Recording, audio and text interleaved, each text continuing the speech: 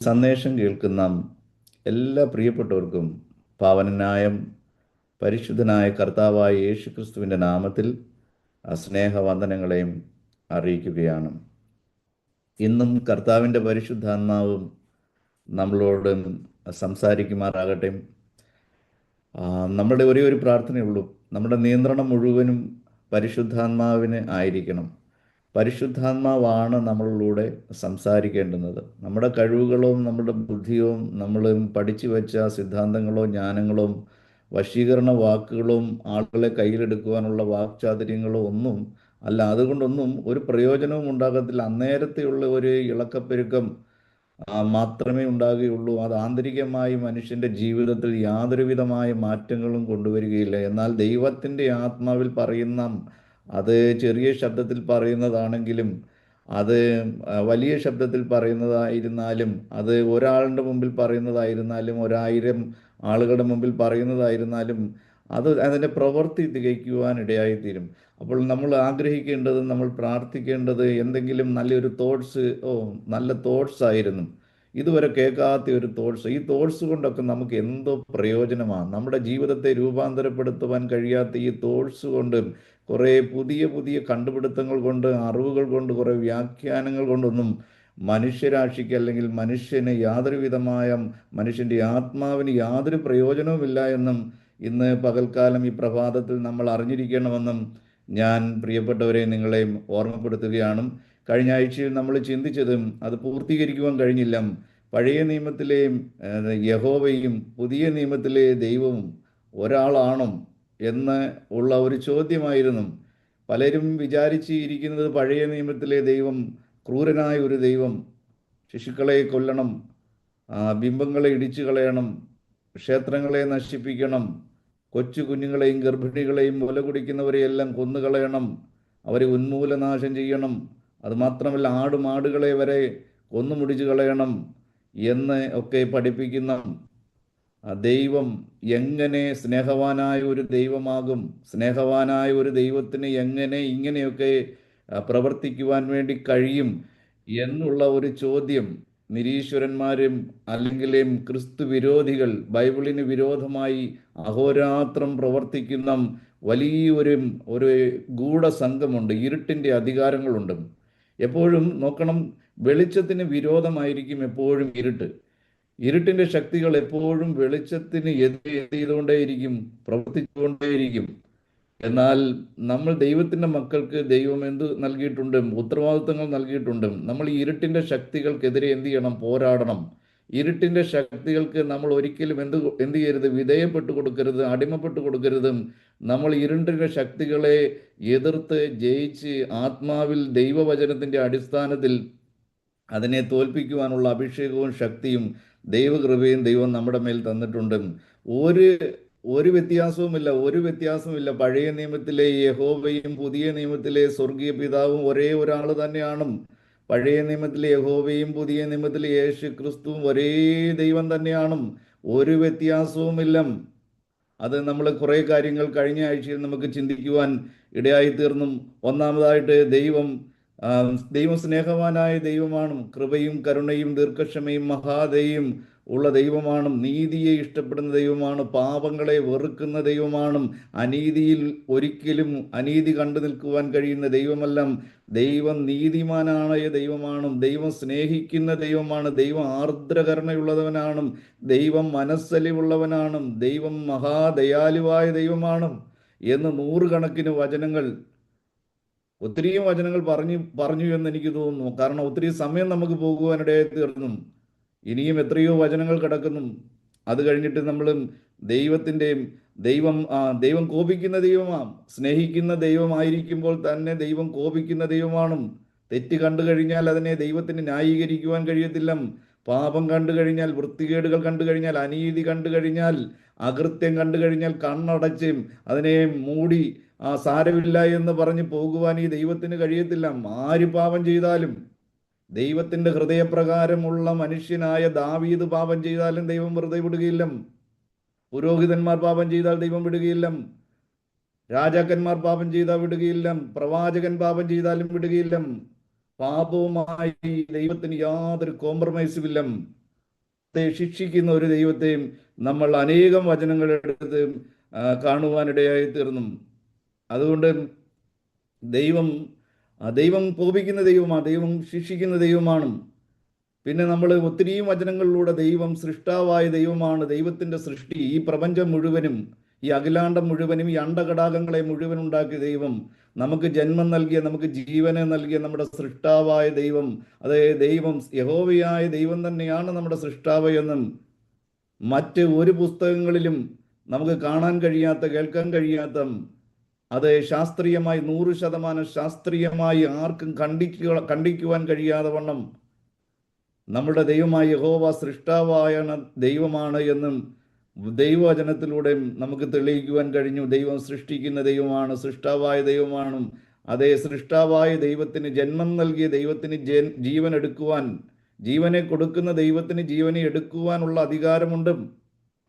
എന്നാൽ മനുഷ്യരായ നമുക്ക് ജീവനെ കൊടുക്കുവാൻ അധികാരമില്ലാത്തത് കൊണ്ട് മനുഷ്യർക്കും മറ്റൊരു മനുഷ്യന്റെ ജീവനെ എടുക്കുവാനുള്ള അധികാരമില്ല. എന്നാൽ ജീവൻ നൽകിയ സൃഷ്ടാവായ ദൈവത്തിനും ജീവനെ എടുക്കുവാനുള്ള അധികാരമുണ്ട്. അതുകൊണ്ടാണ് ഇയ്യോബിന്റെ പുസ്തകത്തിൽ ഇയ്യോബ് പറഞ്ഞു, യഹോവ തന്നും യഹോവ എടുത്തും യഹോവയുടെ നാമം വാഴ്ത്തപ്പെടുമാറാകട്ടെ. അത് കഴിഞ്ഞിട്ട് ദൈവം എന്ത് ചെയ്യുന്നുണ്ട്? ഇസ്രായേൽ മക്കൾക്ക് മുന്നറിയിപ്പ് കൊടുക്കുന്നുണ്ട്. ഈ മ്ലേച്ഛതകളൊന്നും നിങ്ങൾ ചെയ്യരുത്. നിങ്ങൾ ചെല്ലുന്ന ദേശത്ത് ചെല്ലുമ്പോൾ ആ ജാതികൾ ചെയ്യുന്ന, അനുഷ്ഠിക്കുന്ന പാപങ്ങൾ, അപരാധങ്ങൾ, അധർമ്മങ്ങൾ, വൃത്തികേടുകൾ, മ്ലേച്ഛതകൾ, ഒരിക്കലും ജീവനുള്ള ദൈവത്തിനെ അംഗീകരിക്കുവാൻ കഴിയാത്ത പേഗൻ ആരാധനാ രീതികൾ, വർഷിപ്പുകൾ, ആചാരങ്ങൾ, അനുഷ്ഠാനങ്ങൾ, ദുഷ്കർമ്മങ്ങൾ ഒന്നും നിങ്ങൾ ചെയ്യരുത് എന്ന് എന്ത് ചെയ്യുന്നുണ്ട്? മുന്നറിയിപ്പ് കൊടുക്കുന്നുണ്ട്. ആ മുന്നറിയിപ്പുകളെ നിങ്ങൾ അവഗണിക്കുകയാണെങ്കിൽ കർത്താവ് പറയുന്നു, I will punish U severely, I will punish U severely. ദൈവം അങ്ങനെ പല പ്രാവശ്യം, 100 പ്രാവശ്യം, അതിൽ പരം പ്രാവശ്യം, എത്രയോ പ്രാവശ്യം അവർ പാപം ചെയ്തു, ജീവനുള്ള ദൈവത്തെ ത്യജിച്ച്. ദൈവത്തിനത് സഹിക്കുവാൻ കഴിയത്തില്ല. ഇപ്പൊ എനിക്ക് 3 മക്കളുണ്ട്. എനിക്കറിയാം അവർ 3 പേരും എൻ്റെ രക്തത്തിൽ നിന്നുള്ള എൻ്റെ മക്കളാണെന്ന് എനിക്ക് നല്ല ഉറപ്പുണ്ട്. അങ്ങനെ ഇരിക്കുമ്പോൾ എൻ്റെ മക്കൾ എന്നെ അപ്പ എന്ന് വിളിക്കാതെ, എന്നെ പിതാവ് എന്ന് വിളിക്കാതെ, വഴിയിലൂടെ പോകുന്ന പട്ടിയെയും പശുവിനെയും പാമ്പിനെയും അപ്പ എന്ന് വിളിച്ചു കഴിഞ്ഞാൽ എനിക്ക് എങ്ങനെ സഹിക്കുവാൻ വേണ്ടി കഴിയും? എനിക്കറിയാം അവരെൻ്റെ മക്കളാണ്, അവരെന്നെയാണ് അപ്പൻ എന്ന് വിളിക്കേണ്ടതും. ഇതാണ് ദൈവത്തിന്റെ ഹൃദയത്തിന്റെ വേദന എന്ന് പറയുന്നത്.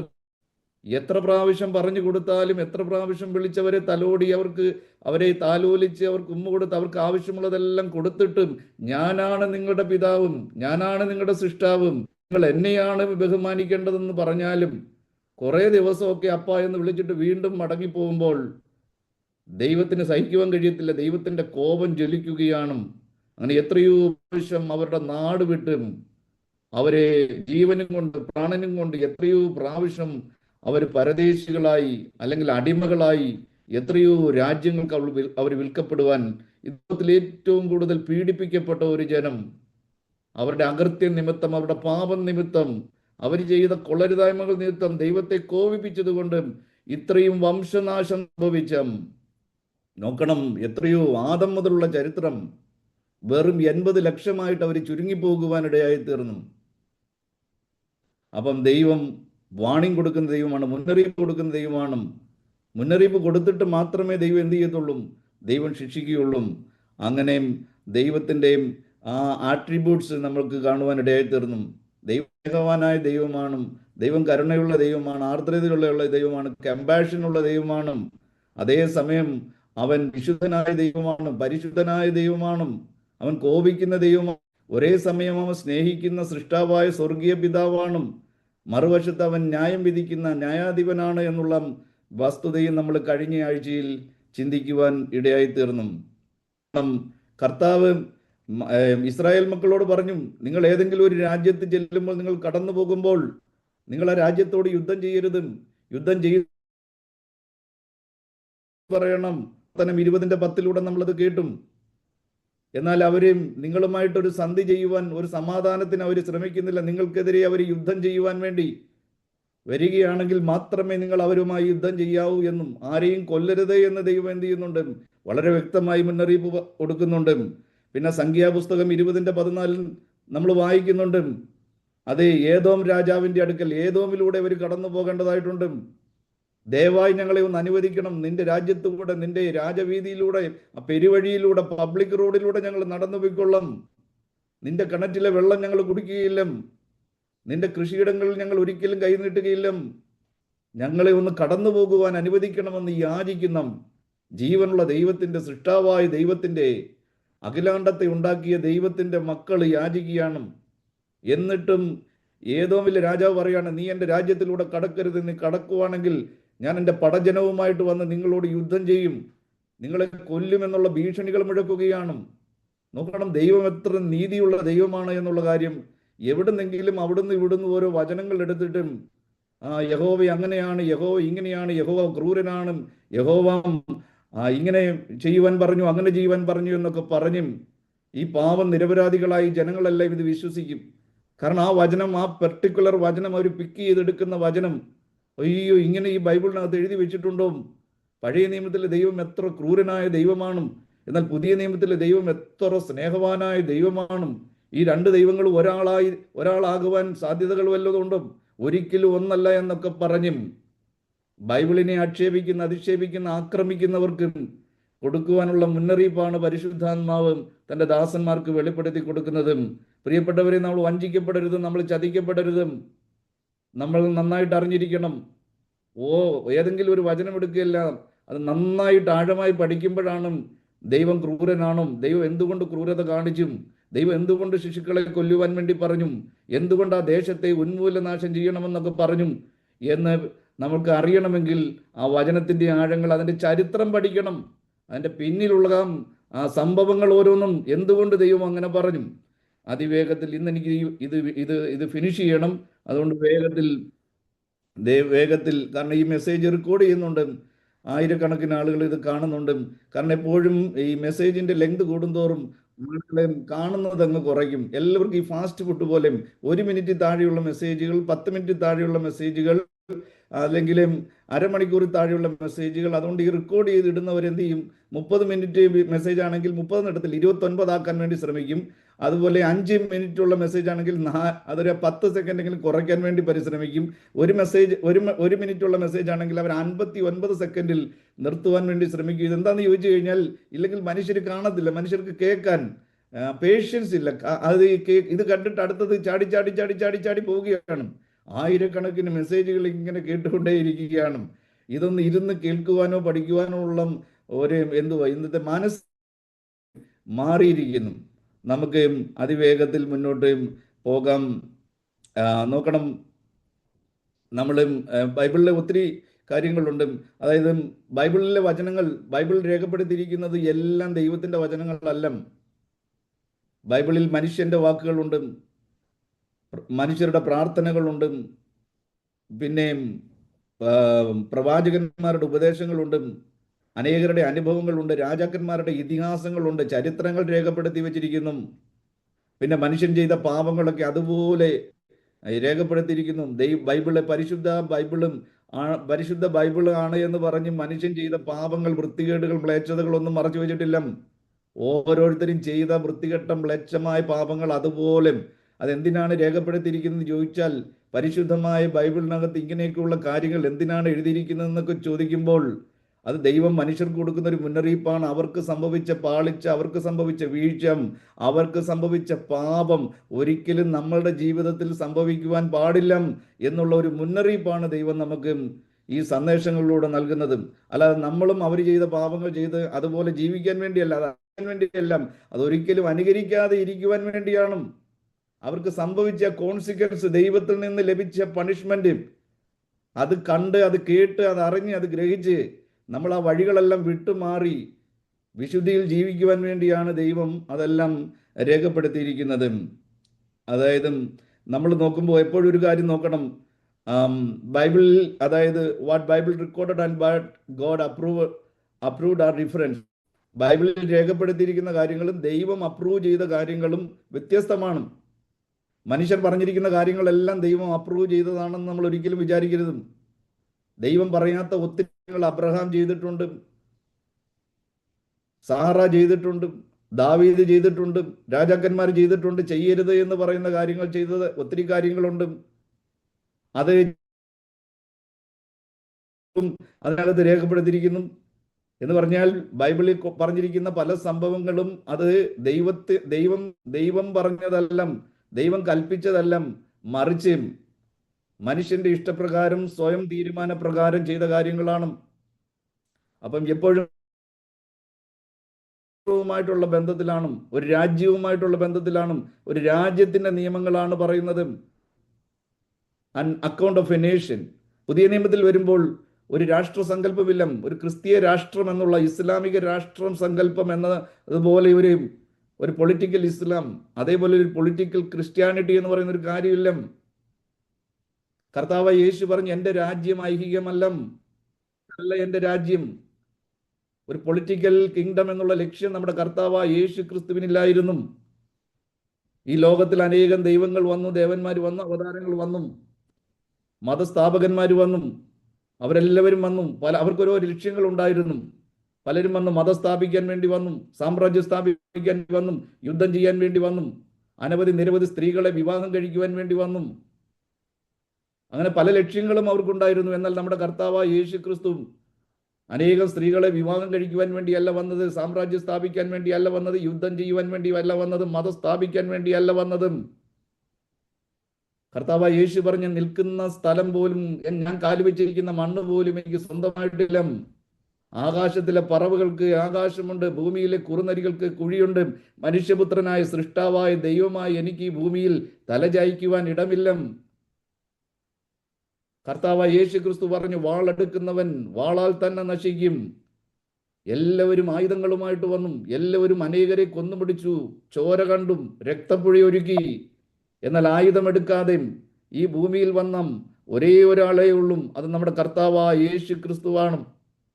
യേശു ക്രിസ്തുവിന്റെ ലക്ഷ്യം മറ്റൊന്നായിരുന്നു. ഒരു രാജ്യം വരാൻ വേണ്ടി പോകുന്നു, വരുവാനുള്ള രാജ്യം, നിത്യരാജ്യം, സ്വർഗരാജ്യം, പാപമില്ലാത്ത ഒരു രാജ്യം, സാത്താനില്ലാത്ത ഒരു രാജ്യം, കളങ്കമില്ലാത്ത വിശുദ്ധന്മാർ മാത്രമുള്ള ഒരു രാജ്യം, ഇളകാത്ത രാജ്യം, അവന്റെ രാജ്യത്വത്തിന് അവസാനം ഉണ്ടാകുകയില്ല. ആ രാജ്യം സ്ഥാപിക്കാൻ പെടാൻ വേണ്ടി പോവുകയാണ്. കർത്താവ് യേശു ക്രിസ്തുവിന്റെ രാജ്യം ഈ ഭൂമിയിൽ സ്ഥാപിക്കപ്പെടും. യേശു ക്രിസ്തു രാജാവായി പിറന്നവനാണ്. രാജാവായിട്ടാണ് യേശു ക്രിസ്തു ജനിക്കുന്നതും അവൻ മരിക്കുമ്പോഴും അവന്റെ മുകളിലുള്ള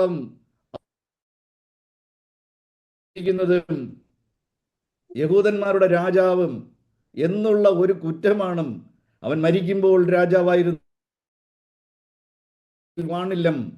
എന്നാൽ യെരൂശലേമിൽ എവിടെ നിന്ദിക്കപ്പെട്ടു, എവിടെ പരിഹസിക്കപ്പെട്ടുവോ, യേശു ക്രിസ്തുവിന്റെ രക്തത്തുള്ളികൾ വീണോ, എവിടെ അവൻ നഗ്നനാക്കപ്പെട്ടുവോ, എവിടെ അവൻ വലിച്ചിഴക്കപ്പെട്ടുവോ, എവിടെ ഒരു തുള്ളി വെള്ളത്തിന് വേണ്ടി ദാഹിച്ചുവോ, അവിടെ തന്നെ നമ്മുടെ കർത്താവായ യേശു ക്രിസ്തു തന്റെ സിംഹാസനം വയ്ക്കും. യെരൂശലേമിനെ തലസ്ഥാനമാക്കി ലോകം മുഴുവനും നമ്മുടെ കർത്താവായ യേശു ക്രിസ്തു സകല ജാതികൾ വാഴുന്ന ഒരു ദിവസമുണ്ട്. അതിനെ അധികം 1000 ആണ്ടുകൾ ഇനിയും അതിനുവേണ്ടി കാത്തിരിക്കേണ്ട. അതിവേഗത്തിൽ യേശു ക്രിസ്തുവിന്റെ രാജ്യം സ്ഥാപിക്കപ്പെടും. വിശുദ്ധന്മാർ ഒത്തിരി കുറച്ച് വിശുദ്ധന്മാരും കർത്താവിന്റെ ഈ വരവിന് വേണ്ടി, കർത്താവിന്റെ രാജ്യം സ്ഥാപിക്കുവാൻ വേണ്ടി അതേ ഈ കുറുകിയിരിക്കുന്ന പ്രാവിനെ പോലെ അവർ കുറുകിക്കൊണ്ടിരിക്കുകയാണ്. കർത്താവേ, നിന്റെ രാജ്യം വരയണമേ. അതേ, കാത്തിലുള്ള ഒരു രാജ്യമല്ല, മറിച്ച് കർത്താവിന്റെ രാജ്യമാണ്. അപ്പം ഈ പുതിയ നിയമത്തിൽ ഒരു വ്യക്തിയുടെയും നമ്മുടെ യേശു ക്രിസ്തുവിന്റെയും ദിവ്യ സന്ദേശമാണ് അടങ്ങിയിരിക്കുന്നത്. നമ്മൾ സങ്കീർത്തനം 137:8 വായിക്കുന്നു, നാശം അടുത്തിരിക്കുന്ന ബാബേൽ പുത്രിയെ, നീ ഞങ്ങളോട് ചെയ്തതുപോലെ നിന്നോട് ചെയ്യുന്നവൻ ഭാഗ്യവാൻ. നിന്റെ കുഞ്ഞുങ്ങളെ പിടിച്ച് പാറമേൽ അടിച്ചു കളയുന്നവൻ ഭാഗ്യവാൻ.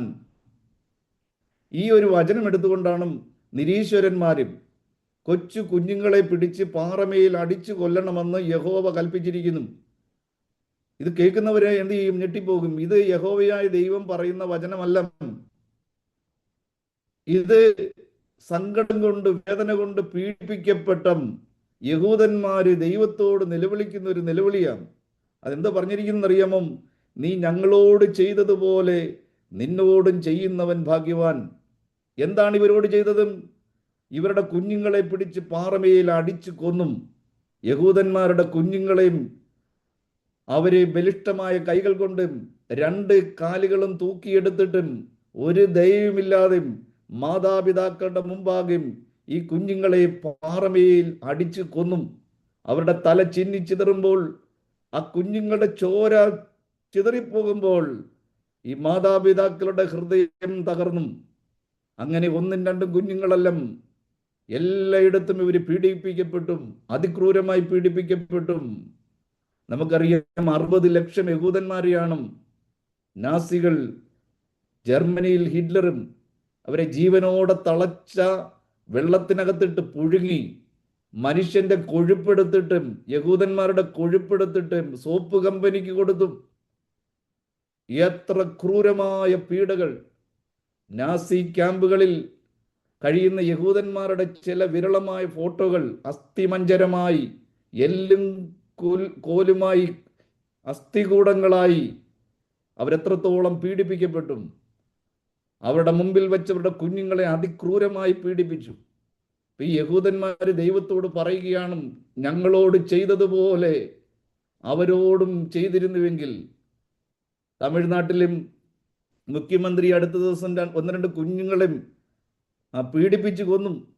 അവൻ പറഞ്ഞത്, എങ്ങനെയാണോ പീഡിപ്പിച്ചു കൊന്നത് അതേമാതിരി തന്നെ അവനും പീഡിപ്പിക്കപ്പെട്ട് ചാകണം. അപ്പൊ ജനങ്ങളെല്ലാവരും എന്ത് ചെയ്തു? കൈയടിച്ചു. വെരി ഗുഡ്, ചീഫ് മിനിസ്റ്ററും ഇതുപോലെ വേണം എന്ന് പറഞ്ഞാൽ, ക്രൂരത കാണിക്കുന്നവനെ, ദുഷ്ടത കാണിക്കുന്നവനെ, നീചപ്രവൃത്തി കാണിക്കുന്നവനെ അതേ രീതിയിൽ തന്നെ ന്യായം വിധിക്കുമ്പോൾ ജനങ്ങളെല്ലാവരും കൈയടിക്കും. ഇവിടെയും ഈ ജനങ്ങൾ പ്രാർത്ഥിക്കുന്നത് അങ്ങനെ തന്നെയാണ്. ഞങ്ങളുടെ കുഞ്ഞുങ്ങളെയും, ഞങ്ങളുടെ മുമ്പിൽ വെച്ച് നിരപരാധികളായ ഞങ്ങളുടെ കുഞ്ഞുങ്ങളെയും അവർ പാറമയിൽ അടിച്ചു കൊന്നും.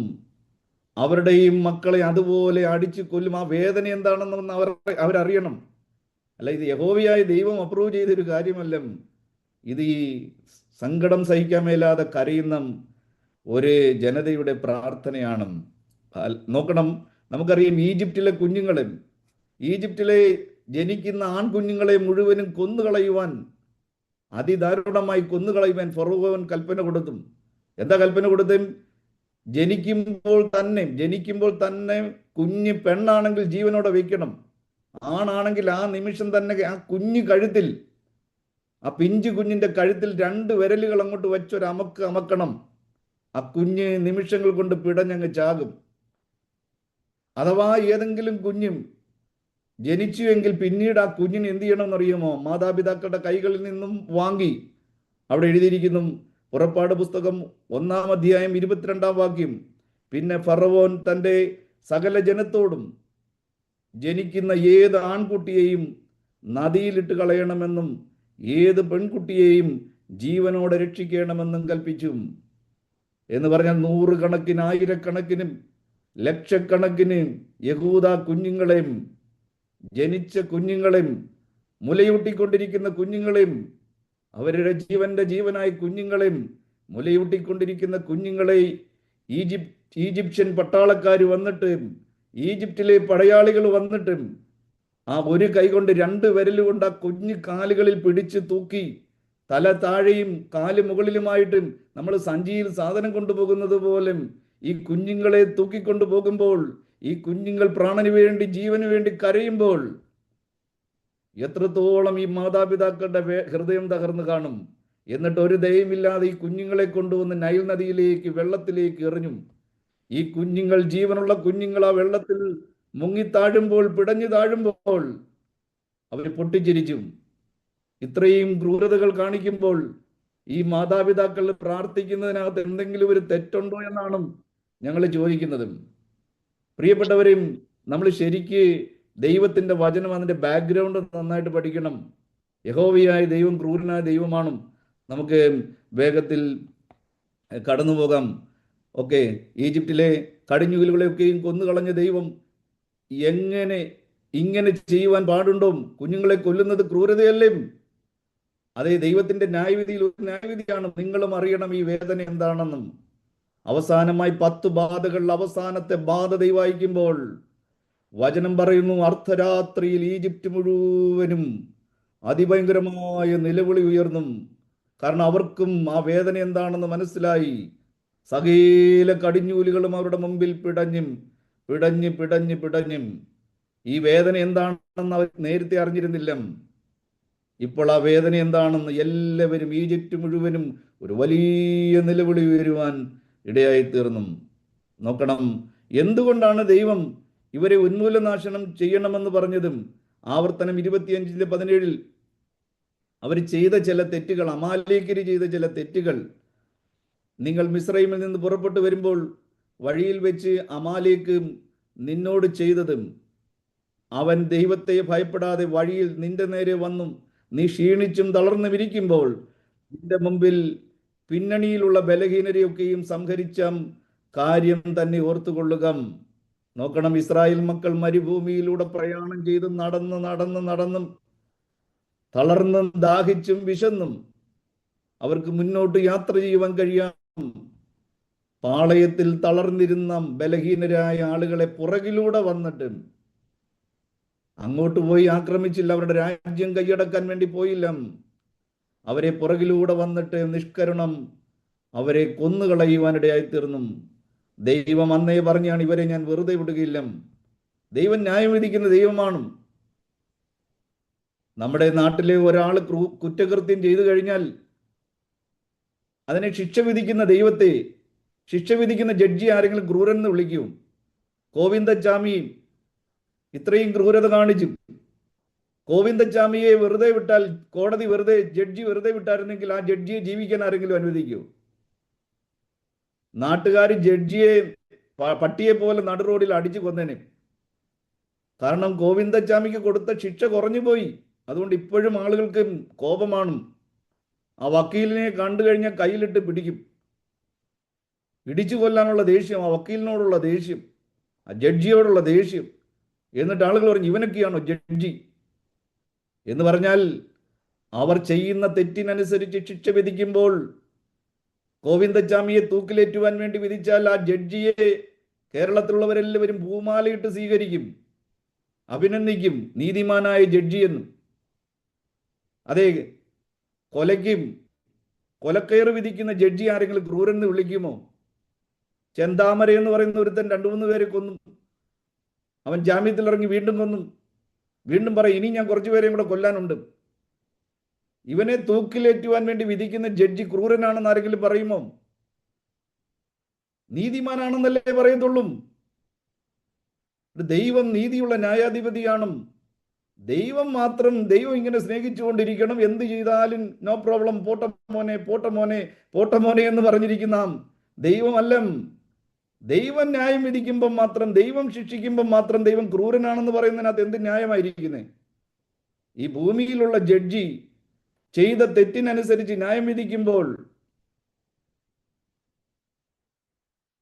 ആ ദൈവം നല്ലവനാണെന്ന് നിങ്ങൾ പറയുന്നുവെങ്കിൽ, നീതിമാനാണെന്ന് പറയുന്നുവെങ്കിൽ, ദൈവവും ചെയ്യുന്ന പാപത്തിനനുസരിച്ച് ശിക്ഷ വിധിക്കുമ്പോൾ നമ്മളും അങ്ങനെയല്ലേ പറയേണ്ടത്? യോശുവ 6-ന്റെയും 1 ശമൂവേൽ 15:2, 1 ശമൂവേൽ 15:2 സൈന്യങ്ങളുടെ യഹോവ ഇപ്രകാരം അരുളി ചെയ്യുന്നു, ഇസ്രായേൽ മിസ്രൈമിൽ നിന്ന് പുറപ്പെട്ടു വരുമ്പോൾ വഴിയിൽ വെച്ച് അവരോട് ചെയ്തതിനെ ഞാൻ കുറിച്ചു വെച്ചിരിക്കുന്നു. ആകയാൽ നീ ചെന്ന് അമാലേക്യരെ തോൽപ്പിച്ച് അവർക്കുള്ളതൊക്കെയും നിർമ്മൂലമാക്കി കളകാം. അവരോട് കനിവ് തോന്നരുത്. പുരുഷന്മാരെയും സ്ത്രീകളെയും കുട്ടികളെയും എല്ലാവരെയും, കാള, ആട്, ഒട്ടകം, കഴുതം എന്നിവയെയും സംഹരിച്ചു കളയുക. ഇത് പറയുമ്പം ചിലരുടെ ഹാലിളകും. ഈ ഒരു 3-ാമത്തെ വചനം മാത്രം എടുത്തിട്ടും തട്ടിക്കയറാൻ വേണ്ടി, നിന്ദിക്കാൻ വേണ്ടി വരരുതും. അതിന് മുമ്പിലുള്ളതും പിമ്പിലുള്ളതും അറിയാമേലെങ്കിൽ ബൈബിൾ അറിയാവുന്നവരുടെ അടുത്ത് ചെന്നിട്ടും ചോദിച്ചെന്തുകൊണ്ടാണ് ഇങ്ങനെയൊക്കെ, അതിൻ്റെ വ്യക്തമായ മറുപടിയും ഞാൻ കഴിഞ്ഞ ആഴ്ചയിൽ പറഞ്ഞതാണ്. എന്തുകൊണ്ട് ശിശുക്കളെ കൊല്ലണമെന്ന് പറഞ്ഞു? ഓക്കെ, പ്രായമുള്ളവരെ കൊന്നു കഴിഞ്ഞാൽ ഒരു കുഴപ്പമില്ല, അവരെ അറിവുള്ളവരാണ്. പക്ഷേ ഈ ഒന്നും എട്ടും പൊട്ടും തിരിയാത്ത ഈ കുഞ്ഞുങ്ങളെ കൊന്നു കളയണമെന്ന് പറയുന്നത് ശരിയാണോ? അതിനകത്ത് എന്ത് നീതിയാണ് ഇരിക്കുന്നത്? മുല കുടിക്കുന്ന കുഞ്ഞുങ്ങളെ കൊന്നുകളയണമെന്ന് പറയുന്നത് എന്തോ നീതിയാണ് എന്നൊക്കെ ചോദിക്കുന്നവരുണ്ട്.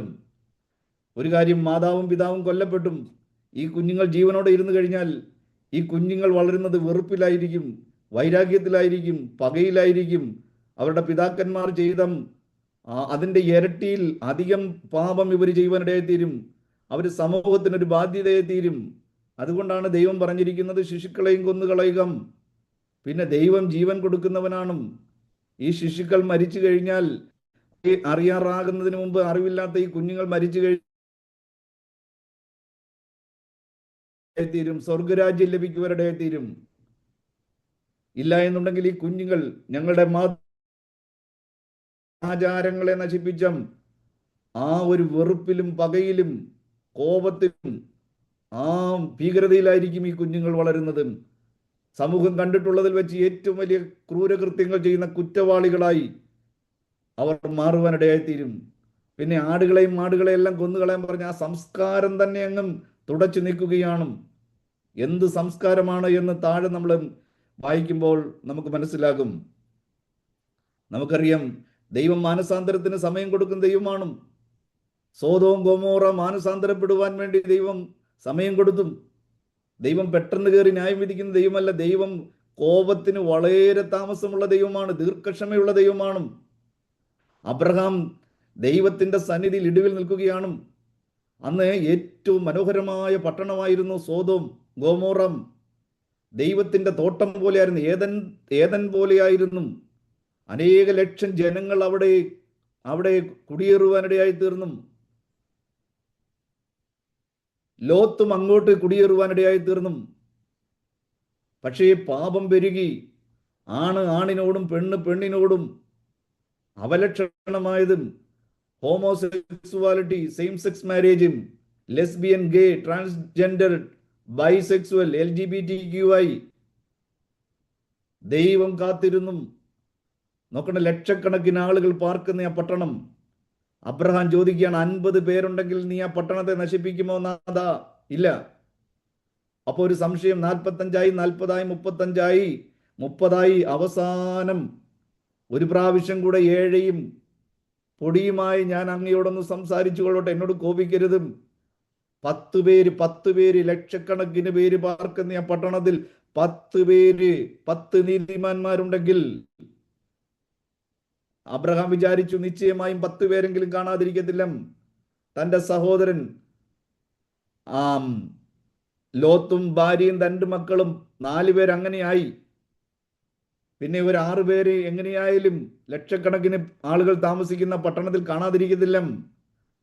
10 പേരുണ്ടെങ്കിൽ. പക്ഷെ എന്താ സംഭവിച്ചത്? 10 പേരും പോലും ആ പട്ടണത്തിലില്ലായിരുന്നു. വേണമെങ്കിൽ ഒരാൾ പോലും, ഒരു നീതിമാന്മാർ പോലും ആ പട്ടണത്തിലില്ലാതെ വണ്ണം പാപത്തിനടിമയായി.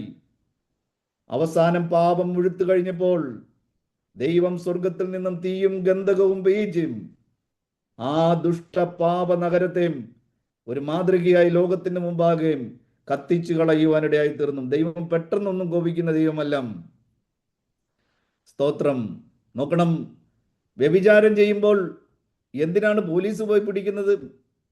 ഒരു പുരുഷന് ഒരു സ്ത്രീക്ക് ഇഷ്ടമുള്ളത് കൊണ്ടല്ലേ അവരിഷ്ടമുള്ള സ്ഥലത്ത് പോയി വ്യഭിചാരം ചെയ്യുന്നതും? അതിന് പോലീസ് പോയിട്ട് എന്തിനാ അറസ്റ്റ് ചെയ്യുന്നവരെ, ജയിലിലടയ്ക്കുന്നതും എന്ന് പറഞ്ഞു കഴിഞ്ഞാൽ, വ്യഭിചാരം നമ്മുടെ സമൂഹത്തിൽ അനുവദനീയമല്ല. അത് നമ്മുടെ സംസ്കാരത്തിന് വിരോധമാണ്. അങ്ങനെ വ്യഭിചാരം നമ്മുടെ നാട്ടിൽ നടക്കാൻ പാടില്ല. അത് കുറ്റമാണ്, അതിന് ശിക്ഷയുണ്ട്. അതുകൊണ്ടല്ലേ അറസ്റ്റ് ചെയ്യുന്നത്. സെക്സ് റാക്കറ്റുകൾ, സ്വന്തം വീട്ടിൽ ഒരു കഞ്ചാവ് ചെടി നട്ട് വളർത്തിയിട്ട് ആ കഞ്ചാവിന്റെ ഇലയെടുത്ത് കടിച്ചു തിന്നുന്നവന് എന്തിനാണ് അറസ്റ്റ് ചെയ്തിട്ട് 6 വർഷം ജയിലിലിടുന്നത്? അത് നിയമമില്ല. കഞ്ചാവ് വളർത്തുവാൻ പാടില്ല, കഞ്ചാവ് തിന്നാൻ പാടില്ല. അത് മയക്കുമരുന്നിൽ വരുന്നതാണ്. എന്തിനാണ് അറസ്റ്റ് ചെയ്യുമ്പം എന്തൊരു പോലീസാണ്, എന്തൊരു കോടതിയാണ്, എന്തൊരു ജയിലാണ്, എന്തൊരു ഗവൺമെന്റ് ആണെന്ന് പറഞ്ഞ് സമരത്തിന് പോകുമോ?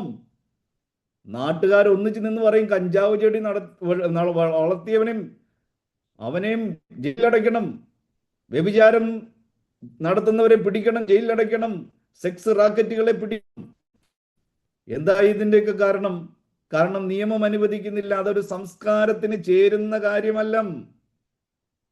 മക്കളെ കുരുതി കഴിക്കുന്നു. മക്കളെ കുരുതി കഴിക്കുമെന്ന് അറിഞ്ഞു കഴിഞ്ഞാൽ നമ്മുടെ സമൂഹം അംഗീകരിക്കുമോ? ഞാനത് പുറകെ പറഞ്ഞിട്ട് ഞാനത് നിർത്താൻ ആഗ്രഹിക്കുകയാണ്. സ്വന്തം മകനെ കൊന്നാൽ അപ്പനെ വെറുതെ വിടുമോ? സ്വന്തം അപ്പനെ കൊന്നാൽ മകനെ വെറുതെ വിടുമോ? അവനും തൂക്കുകയറുണ്ട്. ആര് തെറ്റ് ചെയ്താൽ എന്റെ സ്വന്തം മകനാണ് ഞാൻ കൊന്നു, നിങ്ങൾ എന്തിനാ ചോദിക്കാൻ വരുന്നത്? ഞാൻ നിങ്ങളുടെ മക്കളെയോ നാട്ടുകാരെയോ ഒന്നും അല്ലല്ലോ. നോ, വ്യവസ്ഥയുണ്ട്, നിയമമുണ്ട്. നിന്റെ മകനാണ്, നീ ജന്മം കൊടുത്ത മകനാണ്. പക്ഷേ കൊല്ലുവാൻ നിനക്ക് നിയമമില്ല, വ്യവസ്ഥയില്ല. നിന്റെ അപ്പനാണ്, എന്തും ചെയ്യുവാൻ നിനക്ക് എന്തില്ല. നമുക്കറിയാം, അടുത്ത ദിവസങ്ങളിൽ മാതാപിതാക്കളെ ഉപദ്രവിച്ചവരെയൊക്കെ പോലീസ് പിടിച്ചുകൊണ്ട് പോയതും, അല്ലെങ്കിൽ മക്കളെ അടിച്ചവരെയൊക്കെ അപ്പന്മാരെ പിടിച്ചുകൊണ്ട് പോയതും. നോക്കണം, എല്ലായിടത്തും എന്തുണ്ട്? ഓരോ നിയമം വെച്ചിട്ടുണ്ട്. ആവർത്തന പുസ്തകം 7-ാം അധ്യായം 1-ാം വാക്യം, നീ കൈവശമാക്കുവാൻ ചെല്ലുന്ന ദേശത്തു നിന്ന് നിന്നെ കടത്തുകയും നിന്നേക്കാൾ പെരുപ്പവും വലിപ്പമുള്ള ജാതികളായ ഹിത്യർ, ഗിർഗശ്യർ, അമോന്യർ, കനാന്യർ, പെരിസ്യർ, ഹിവ്യർ, യെബ്യൂസ്യർ എന്നീ 7 മഹാജാതികളെ നിന്റെ മുമ്പിൽ നിന്ന് ഞാൻ നീക്കിക്കളയും. നിന്റെ ദൈവമായ യഹോവ അവരെ നിന്റെ കയ്യിൽ ഏൽപ്പിക്കുകയും നീ അവരെ തോൽപ്പിക്കുകയും ചെയ്യുമ്പോൾ അവരെ നിർമൂലമാക്കി കളയണം.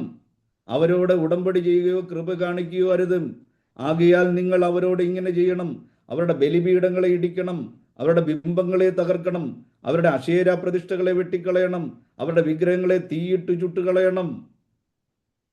ഇതൊക്കെ കേൾക്കുമ്പോൾ നമ്മുടെ നാട്ടിലെ വിഗ്രഹാരാധികൾ കടങ്ങുമോ? അവിടെ രക്തം തുളയ്ക്കും. നമ്മുടെ ബിംബങ്ങളെ വെട്ടിക്കളയാൻ പറഞ്ഞ, നമ്മുടെ വിഗ്രഹങ്ങളെ തച്ചുടയ്ക്കുവാൻ വേണ്ടി പറഞ്ഞ, നമ്മുടെ ക്ഷേത്രങ്ങളെ തീയിട്ട് ചുട്ടുകളയണമെന്ന് പറയുന്ന പുസ്തകം. ഇതൊക്കെ വായിക്കുമ്പം എല്ലാവരുടെ രക്തം തിളയ്ക്കും. പക്ഷെ അതിൻ്റെ പിന്നിലുള്ള ചരിത്രം എന്തൊക്കെയാണ് ഇവിടെ ഈ ക്ഷേത്രങ്ങളിൽ നടന്നുകൊണ്ടിരുന്നതും, എന്തൊക്കെ കാര്യങ്ങളാണ് ഇവരുടെ ബലിപീഠങ്ങളിൽ ഇവർ അർപ്പിച്ചുകൊണ്ടിരുന്നതും, ക്ഷേത്രങ്ങളിൽ എന്തൊക്കെ കാര്യങ്ങളാണ്, വൃത്തികേടുകളാണ് നടന്നത് എന്നും താഴെ നമ്മൾ വചനത്തിൽ വായിക്കുന്നുണ്ട്. അത് കേട്ട് കഴിയുമ്പോൾ നമുക്ക് തിരിച്ച് രക്തം തിളയ്ക്കും. എങ്ങനെ ഈ സമൂഹത്തെ നമുക്ക് അംഗീകരിക്കുവാൻ കഴിയും?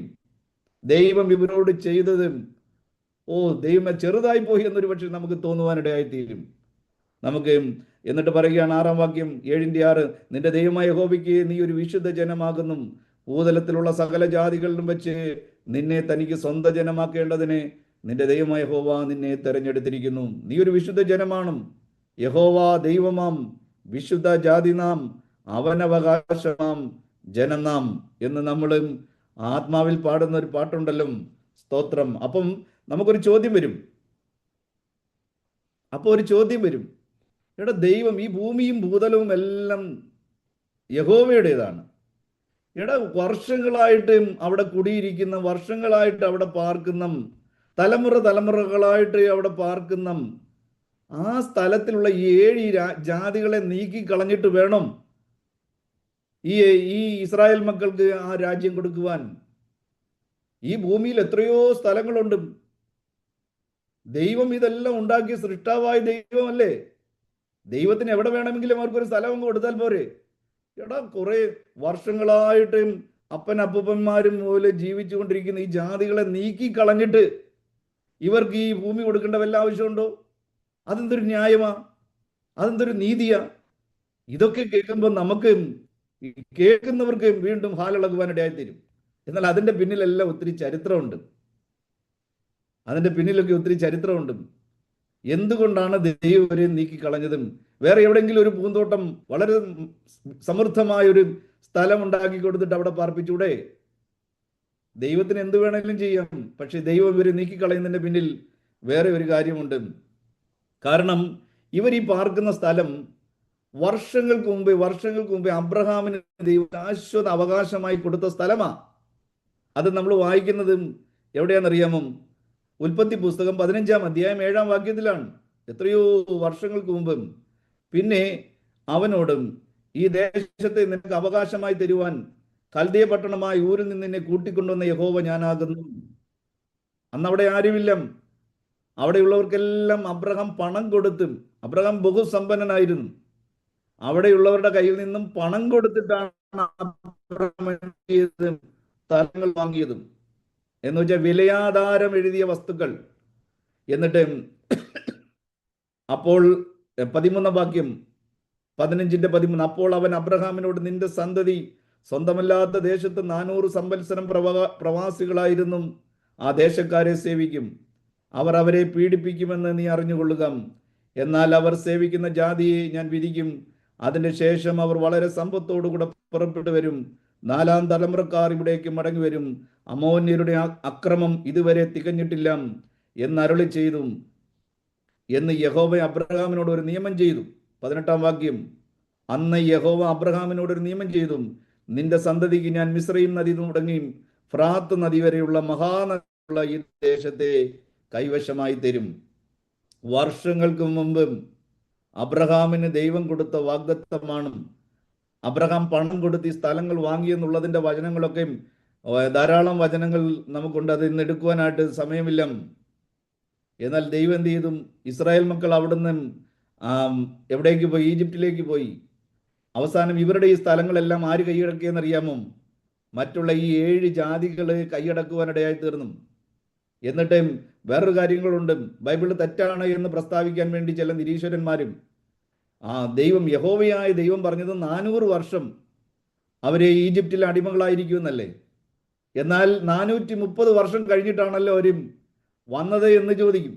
ശരിയാണ്, 430 വർഷം ഇസ്രായേൽ മക്കൾ ഉണ്ടായിരുന്നു. അപ്പം ബൈബിള് തെറ്റല്ലേ? യഹോവയായ ദൈവം പറഞ്ഞത് ശരിയല്ലല്ലോ. സംഗതി ശരിയാ, ബൈബിള് ശരിയാണ്. നിങ്ങൾ പറയുന്നത് ശരിയാണ്, ബൈബിൾ പറയുന്നത് ശരിയാണ്. അതെങ്ങനെ രണ്ടും ശരിയാകും? ഒരു കാര്യം ഓർക്കണം, ദൈവം പറഞ്ഞത് 400 വർഷം നിന്റെ സന്തതികൾ അവിടെ അടിമയായിരിക്കുമെന്നാണ്. 430 വർഷം അടിമയായിരിക്കുമെന്നല്ല. ജോസഫ് ജീവനോടെ ഇരിക്കുമ്പോൾ ഈ യാക്കോബും 70 പേരും 72 അവിടെ ചെന്നും അവർ അടിമകളായിരുന്നില്ല. അവർ രാജകീയ സുഖത്തിൽ അവിടെ 30 വർഷം ജീവിച്ചു. സ്വാതന്ത്ര്യത്തോടെ അവർ ജീവിച്ചു. പക്ഷെ അടിമകളായി ജീവിച്ചത് വെറും 400 വർഷമാണ്. അപ്പം ബൈബിളിലെ ദൈവത്തിനും തെറ്റൊന്നും സംഭവിക്കത്തില്ല. ബൈബിളിലെ ദൈവം കൽപ്പിച്ച വചനങ്ങൾക്കൊന്നും ആകാശം മാറിയാലും ഭൂമി മാറിയാലും ദൈവത്തിന്റെ വചനത്തിന് യാതൊരു മാറ്റവും സംഭവിക്കത്തില്ല. ഇത് പറഞ്ഞു കൊടുത്തപ്പോൾ അവർക്ക് കാര്യം മനസ്സിലായി. പക്ഷെ ഇത് കാര്യം മനസ്സിലായിട്ടും ഇവർ ഇതും എടുത്തുകൊണ്ട് അറിയാത്ത ആളുകളുടെ അടുക്കൽ ചെന്നിട്ട് ഇത് തന്നെ തട്ടിവിടുക. ഇതാണ് കുഴപ്പം. ഇവരെ ഇരുട്ടിന്റെ ശക്തിയാണ്, വഞ്ചനയുടെ ശക്തിയാണ്. ഇവർക്ക് തെളിയിച്ചു കൊടുത്താലും ഇവർ ഇതും പൊക്കിക്കൊണ്ട് വീണ്ടും വീണ്ടും വീണ്ടും വരും. നോക്കണം, അതേ നോക്കണം, ഗവൺമെന്റിന്റെ പ്രോപ്പർട്ടി കൈയടക്കി വെച്ചിരിക്കുക. അപ്പം ഗവൺമെന്റിന് ഇപ്പൊ UP-യിലൊക്കെ നടക്കുന്നത് ബുൾഡോസർ കൊണ്ടുവന്നിട്ട് ഒരു മുന്നറിയിപ്പ് ഇല്ലാതെ പടപട എല്ലാത്തിനും അടിച്ചു ഓടിക്കുകയാണ്. ഗവൺമെന്റ് ആദ്യം എന്ത് ചെയ്യും? ഒരു നോട്ടീസ് കൊടുക്കും, രണ്ടാമത് നോട്ടീസ് കൊടുക്കും, മൂന്നാമത് നോട്ടീസ് കൊടുക്കും. മാറിയില്ല എന്ത് ചെയ്യും? ബുൾഡോസറുമായിട്ട് വരും. എന്ന് വെച്ചാൽ ഗവൺമെന്റിന്റെ പ്രോപ്പർട്ടിയും വർഷങ്ങളായിട്ട് കൈയടക്കി വെച്ചിരിക്കുക. 60 വർഷം 70 വർഷം 100 വർഷമായിട്ടൊക്കെ കൈയടക്കി വെച്ചിരിക്കും. പക്ഷെ ഗവൺമെന്റിന്റെ പ്രോപ്പർട്ടി ഏത് നിമിഷവും അവിടെയുള്ളവരെ മാറ്റിയിട്ട് ഗവൺമെന്റിന് കൈയടക്കുവാനുള്ള അധികാരമുണ്ട്. ഇത് ദൈവത്തിന്റെ പ്രോപ്പർട്ടിയാണ്, ദൈവത്തിന് അധികാരമുണ്ട്. പിന്നെ ദൈവം എന്തുകൊണ്ട് ഇവരെ ശിക്ഷിച്ചു എന്ന് ചോദിച്ചു കഴിഞ്ഞാൽ, കാരണം ഇവർ ചെയ്തത് എന്തൊക്കെയാണെന്ന് ചോദിച്ചു കഴിഞ്ഞാൽ, ദൈവം 400 വർഷം ഇവർ മാനസാന്തരപ്പെടുവാൻ എന്ത് ചെയ്തു? അമോന്യരുടെ പാപം ഒന്ന് മുഴുക്കണം. അവർ പാപത്തിന്റെ അങ്ങേ അറ്റത്ത് എത്തിയിരിക്കുന്നു. 400 വർഷം മാനസാന്തരത്തിന് ദൈവം അവസരം കൊടുത്തു.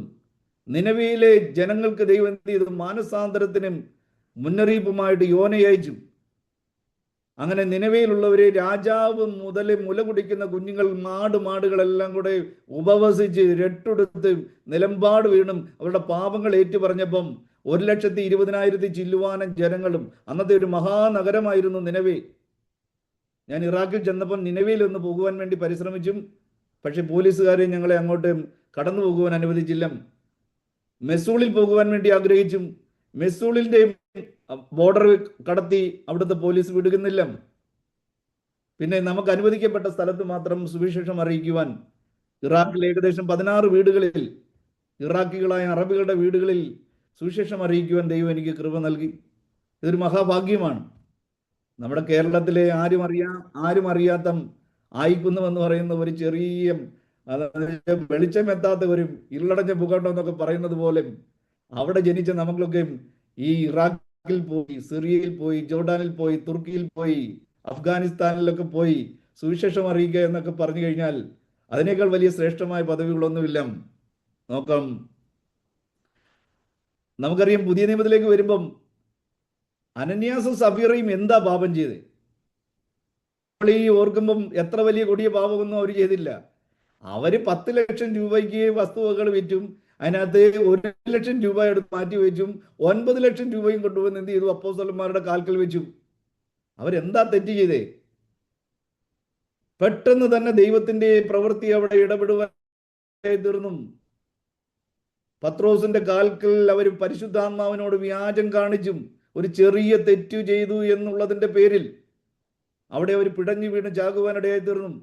അപ്പം നമ്മൾ ചോദിക്കുമ്പം പുതിയ നിയമത്തിലെ ദൈവം ക്രൂരനായ ദൈവമാണ് എന്നും, അരേ പഴയ നിയമത്തിലെ ദൈവവും പുതിയ നിയമത്തിലെ ദൈവം എല്ലാം ഒരേ സ്വഭാവമുള്ള ദൈവമാണ്. ദൈവത്തിന് സ്തോത്രം. നോക്കണം, ഓരോ രാജ്യങ്ങളിലും ആളുകളുടെ തല വെട്ടുന്നു. സൗദി അറേബ്യയിൽ തല വെട്ടുന്നു.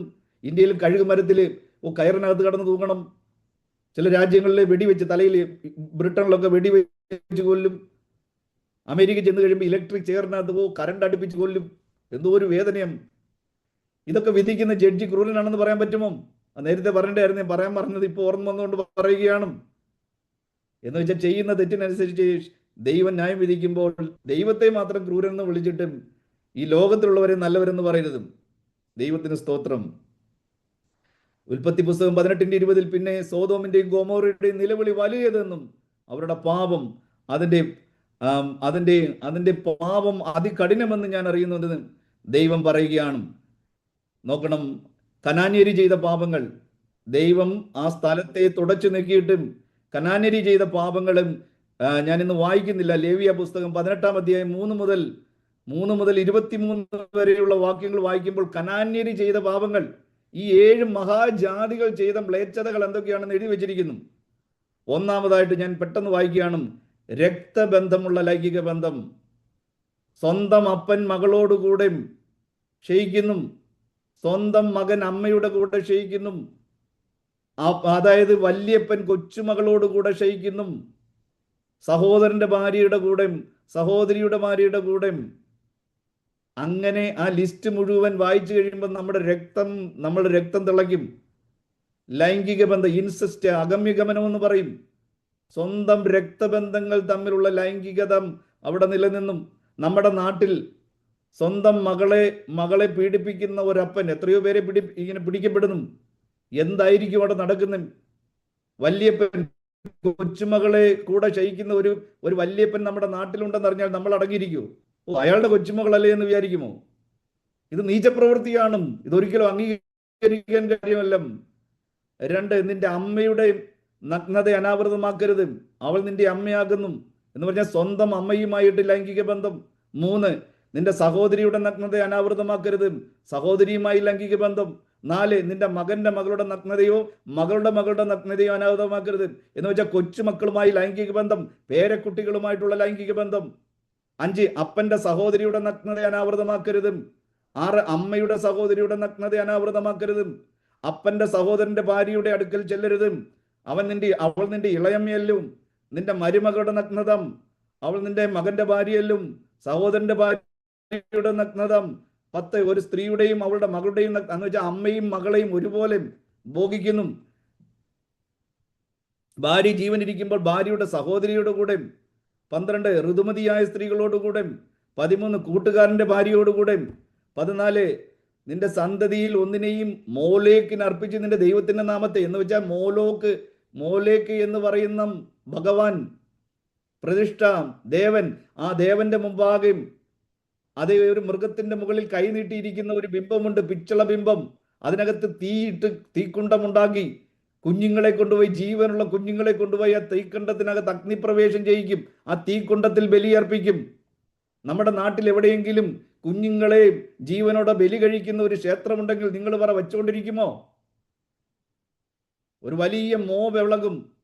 രാത്രി വെളുത്ത് നേരം വെളുക്കുന്നതിന് മുമ്പ് ആ ക്ഷേത്രം അഗ്നിക്കിരയാകത്തില്ലേ? ഹിന്ദു സഹോദരന്മാരോട് ചോദിക്കുകയാണ്, നിങ്ങൾ വെച്ചുകൊണ്ടിരിക്കുമോ? ദുർമന്ത്രവാദം നടക്കുന്ന ഒരു ക്ഷേത്രമുണ്ടെങ്കിൽ നിങ്ങൾ വെച്ചുകൊണ്ടിരിക്കുമോ? ദുർമന്ത്രവാദം നടക്കുന്ന ഒരു വീടുണ്ടെങ്കിൽ എത്രയോ ദുർമന്ത്രവാദങ്ങൾ നടക്കുന്നു, എത്രയോ കൊലപാതകങ്ങൾ നടക്കുന്നു, എത്രയോ കുരുതികൾ നടക്കുന്നു. അതെല്ലാം പിടിക്കപ്പെടുന്നു. നിങ്ങൾ വെച്ചുകൊണ്ടിരിക്കുമോ? ഒരു സ്ത്രീയുടെയും അവളുടെ മകളുടെയും നഗ്നതം കൂട്ടുകാരൻ്റെയും കുഞ്ഞുങ്ങളെ അഗ്നിപ്രവേശം ചെയ്യിക്കും, സ്ത്രീയോടെന്ന പോലെ പുരുഷനോടുകൂടെ ക്ഷയിക്കും, യാതൊരു മൃഗത്തോടുകൂടെ ക്ഷയിക്കുന്നു. സ്ത്രീയും ഒരു മൃഗത്തോടുകൂടെ ക്ഷയിക്കേണ്ടതിനും അതിൻ്റെ മുമ്പിൽ നിന്ന് നീക്കിക്കളയരുത്. 24-ാം വാക്യം, ഇവയിൽ ഒന്നുകൊണ്ട് നിങ്ങളെ തന്നെ അശുദ്ധമാക്കരുത്. ഞാൻ നിങ്ങളുടെ മുമ്പിൽ നിന്ന് നീക്കിക്കളയുന്ന ജാതികൾ ഇവയൊക്കെയും തങ്ങളെ തന്നെ അശുദ്ധമാക്കിയിരിക്കുന്നു. 25-ാം വാക്യം, ദേശവും അശുദ്ധമായി തീർന്നു, അതുകൊണ്ട് ഞാൻ അതിൻ്റെ അകൃത്യം അതിൻ്റെ മേൽ സന്ദർശിക്കുന്നു, ദേശം തൻ്റെ നിവാസികളെ ഛർദ്ദിച്ചു കളയുന്നു. 26, ഈ മ്ലേച്ഛതയൊക്കെയും നിങ്ങൾക്ക് മുമ്പേ ആ ദേശത്തുണ്ടായിരുന്ന മനുഷ്യർ ചെയ്തു, ദേശം അശുദ്ധമായി തീർന്നു. നിങ്ങൾക്ക് മുമ്പേ ഉണ്ടായിരുന്ന ജാതികളെ ദേശം ഛർദ്ദിച്ചു കളഞ്ഞതുപോലെ നിങ്ങൾ അതിനെ അശുദ്ധമാക്കിയിട്ട് നിങ്ങളെയും ഛർദ്ദിച്ചു കളയാതിരിപ്പാൻ നിങ്ങൾ എൻ്റെ ചട്ടങ്ങളും വിധികളും പ്രമാണിക്കണം. നോക്കണം, ഈ മ്ലേച്ഛതകളെല്ലാം ഈ ജാതികൾ ചെയ്തു കൂട്ടി. ഇങ്ങനെയുള്ള ഒരു സംസ്കാരം, ഇങ്ങനെയുള്ള ഒരു ജാതികൾ ജീവിച്ചിരിക്കാൻ പാടില്ല. അത് സമൂഹത്തിന് വലിയ ബാധ്യതയായിരിക്കും. ഇങ്ങനെയുള്ള മ്ലേച്ഛതയിൽ ജീവിക്കുന്ന ഒരു സമൂഹം മാനവരാശിക്ക്, മാനവ സംസ്കാരത്തിന് തന്നെ അത് വലിയ. അതുകൊണ്ടാണ് ദൈവം മ്ലേച്ഛതയെ വെറുക്കുന്ന, പാപത്തെ വെറുക്കുന്ന ദൈവം പറഞ്ഞത് അവരെ ഉന്മൂലനാശം ചെയ്യണം. അപ്പം വേറെ ഒരു ചോദ്യം, എന്തുകൊണ്ട് അവരെ വാളുകൊണ്ട് വെട്ടിക്കൊള്ളണം? എന്തുകൊണ്ട് ഇവരെ കൊണ്ട് തന്നെ, ഇസ്രായേൽ മക്കളെ കൊണ്ട് തന്നെ അവരെ കൊല്ലിക്കണം? ദൈവം സോദോമിലും ഗൊമോറയിലും ന്യായവിധി തീ അയച്ച് അവരെ കൊന്നതുപോലെ അങ്ങ് കൊന്നാൽ പോരായിരുന്നു? അല്ലെങ്കിൽ നോഹയുടെ കാലത്ത് ജലപ്രളയം വന്നും, ജലപ്രളയത്തിൽ അപ്പോൾ ഒരു പ്രകൃതിക്ഷോഭം വന്നും ദൈവവും വലിയ മാന്യനാകും, ആർക്കും ഒരു കുഴപ്പമില്ല, ദൈവം കൊന്നു എന്നൊന്നും പറയത്തില്ല, ഇത്രയും ക്രൂരതയാണെന്നൊന്നും പറയത്തില്ല. എന്തുകൊണ്ട് വാളുകൊണ്ട് അവരെ കൊല്ലണം?